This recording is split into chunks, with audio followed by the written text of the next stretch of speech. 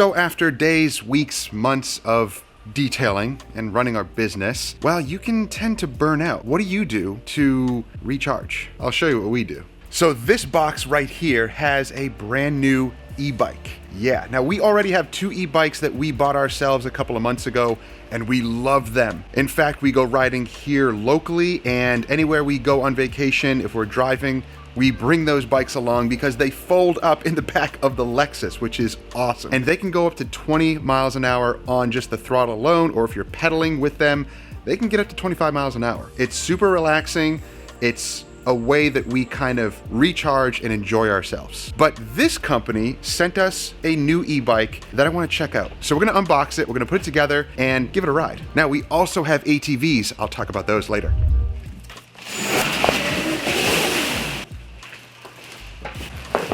Come on guys, deliver this correctly.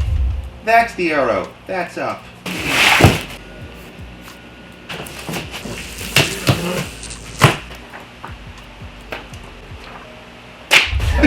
Yeah, this is the biggest one they have. It's a 750 watt.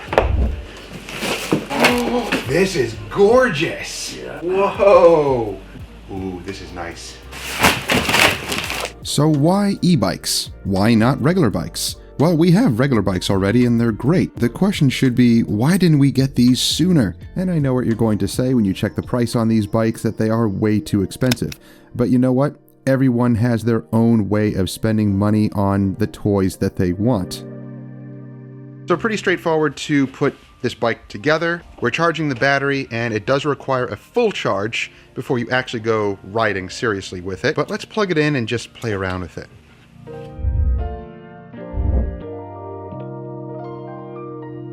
Now the key does stay in place here, locks in the terminal into the battery. That way when you turn it on, welcome.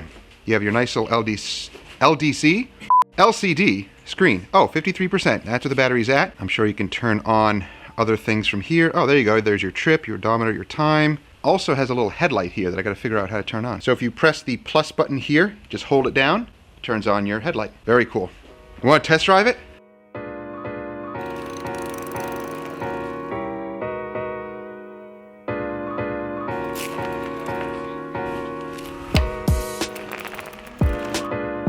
So I tested just using throttle alone, and it maxes out at about 20 miles an hour.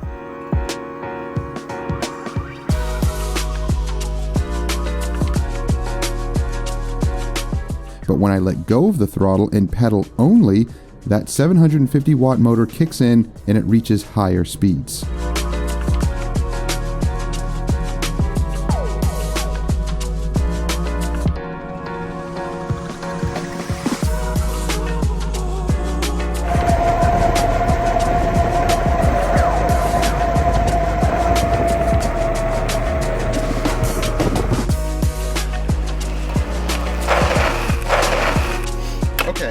So I figured out something with this e-bike that's slightly better than the other ones that we bought. On throttle alone, because it's a class 2 e-bike, it can only max out at 20 miles an hour. However, if you let go of that throttle and simply pedal, the pedal assist goes beyond 20 miles an hour and brings it up to 29 miles an hour.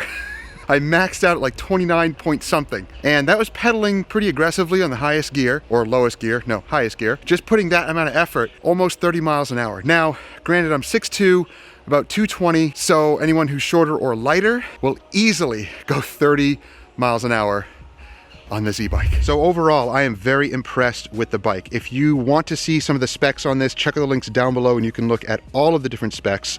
Let's just go over a few things. Of course, the first thing you're going to notice is the large 4-inch wide fat tires, and they are Kenda, and the disc brakes, very smooth. Really, really nice, very responsive. You have front shocks here as well. You have a little light here that turns on.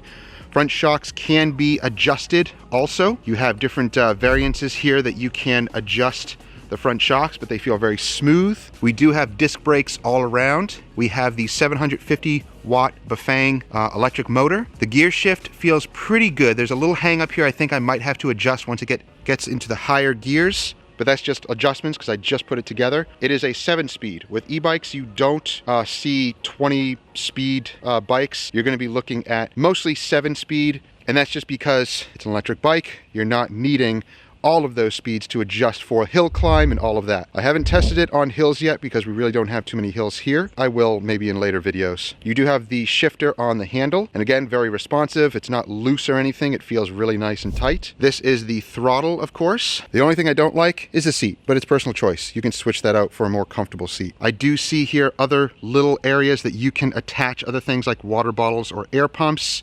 Also fenders. Probably just a rear fender, actually. I don't see anything for the front. Yeah, this is more of a true mountain bike style, unlike ours, that you can actually adjust the handle higher, you kind of sit up higher. This, you kind of sit down lower a little bit, depending on how high you have the seat. So you don't have to take the battery out either to charge it. We have a little port down here. You just plug it in there, so you don't have to take the battery out every single time. For security reasons, which is cool, you can actually just remove the key here, and it locks the battery in place so they can't even remove it, and you won't be able to turn it on without the key because it disengages the terminals inside the battery there, so it doesn't even turn anything on. So if you hear that sound, that's engaged, disengaged, so you can take the key out, and that's engaged now. So overall, I love the bike. It is really nice, and let's go into my dad. Because we already have e-bikes and he wants one. So yeah, I'm very impressed with the bike. If you are looking for an e-bike, if you're in the market for one, this is definitely a great option. But if you are looking for a bike like this, check out the specs online. And I believe I have a discount code, so check out the description down below.